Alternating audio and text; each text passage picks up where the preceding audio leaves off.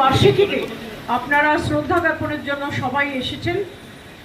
আমার একটা ফ্লাইট আছে, আমি অনেকক্ষণ ধরে অপেক্ষা করছিলাম।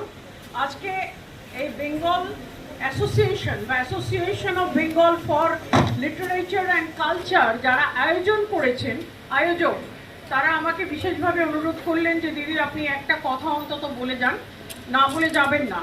আমি প্রথমেই বলবো যে মঞ্চে যারা বসে আছে, আমাদের বন্ধু মহারাজ, আমাদের সঞ্জয় শাস্ত্রী মহারাজ, এত জ্ঞানী গুণী ব্যক্তি এবং যারা জীবনের সমস্ত কিছু ছেড়ে দিয়ে আজকে দেশের স্বাধীনতা শুধু না, সেই সোনার বাংলা যার স্বপ্ন আমরা দেখেছিলাম, সেই স্বপ্নকে এগিয়ে নিয়ে যেতে ঘর ছেড়ে পরিবার ছেড়ে রাস্তায় নেমে আজকে যারা কাজ করছেন, আমরা যদি তাদের মুখ থেকে দুটো কথা শুনতে পারি তাহলে আমাদের জীবন ধন্য হয়ে যাবে। কেন তারা, আমরা যেরকম লড়াই করেছি, তারা কিন্তু আমাদের আগে পাশে এবং পেছনে দাঁড়িয়ে লড়াই করেছেন, শুধু না আমাদের সাহস দিয়েছেন, সামর্থ্য দিয়েছেন এবং মার্গদর্শন করেছেন।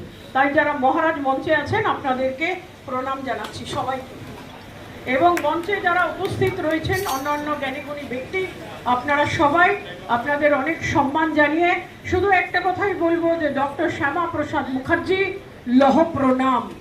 আপনারাও আমার সঙ্গে বলবেন ডক্টর শ্যামা প্রসাদ মুখার্জি লহ প্রণাম। আজকে 370 ধারা যে অবলুপ্ত হলো, তার জন্য যে এক দেশের মধ্যে একই বিধান, একই নিশান, একই প্রধান থাকবে, এটা উনি সেই সময় বলে গেছিলেন। আমরা একজনের কথা ভুলে গেছি, আজকে আমি একটু বলবো তাকে স্মরণ করতে।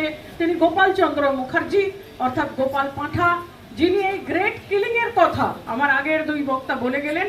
গোপাল পাঁঠা বেরিয়ে এসে হিন্দুদের রক্ষা করেছেন। আজকে যে মহারাজরা বসে আছেন তারা বলবেন, আমি শুধু ইতিহাসের দিকে তাকিয়ে আপনাদের বলবো যে মোগল এসছিল, ঘড়ি এসছিল, অনেকে এসছে আজকে এখানে, কিন্তু হিন্দু ধর্ম কিন্তু যেখানে দাঁড়িয়েছিল সেখানেই দাঁড়িয়ে আছেন। তাই আজকে মহারাজরা এখানে রয়েছেন।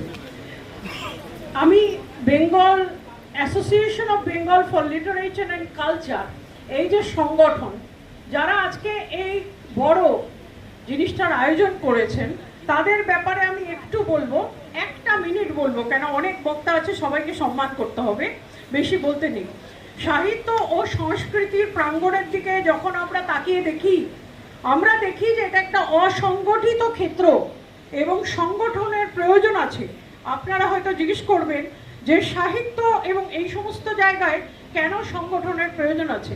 আমরা মনে করছি যে লেখক, পাঠক, প্রকাশক, মুদ্রক, বই বিক্রেতা এবং বিভিন্ন ধরনের শিল্পী যারা আজকে সংগঠনের থেকে কোনো সুবিধা পাচ্ছেন না, তাদের অনেক ধরনের অসুবিধা আছে, তাদের দেখার জন্য এবং সবাইকে নিয়ে কাজ করার জন্য যে সোনার বাংলা আজকে ঈশ্বরচন্দ্র বিদ্যাসাগরের বাংলা ছিল, স্বামী বিবেকানন্দের বাংলা ছিল, রাজা রামমোহন রায়ের বাংলা ছিল, বঙ্কিমচন্দ্রের বাংলা ছিল, শরৎচন্দ্রের বাংলা ছিল, রামকৃষ্ণদেবের বাংলা ছিল, মা শারদার বাংলা ছিল।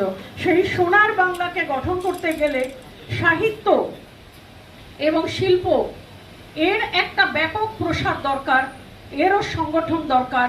বিভিন্ন শিল্পী, শিশু শিল্পী থেকে শুরু করে গ্রামীণ বাংলায় সাহিত্যের প্রচার থেকে শুরু করে লাইব্রেরি খোলা থেকে শুরু করে এবং বিভিন্ন ধরনের, এই যে কলেজ স্ট্রিটে আমাদের জল নিকাশি, যানবাহন, ভিড় নিয়ন্ত্রণের যে সমস্যা হয় সেইগুলো, সোশ্যাল মিডিয়া ঘাটলেই যে আমরা বিভিন্ন ধরনের প্রকাশনা দেখতে পাই, বই প্রকাশের সময় সুযোগ করে দেওয়া এবং একটা সেলফ সাফিসিয়েন্ট ইন্ডাস্ট্রি, যে ইন্ডাস্ট্রিটা সাহিত্য এবং শিল্প নিয়ে চর্চা করবে, তার জন্যেই association of Bengal for culture and literature, এদেরকে কনগ্রাচুলেশন জানাচ্ছি, অভ্যর্থনা জানাচ্ছি।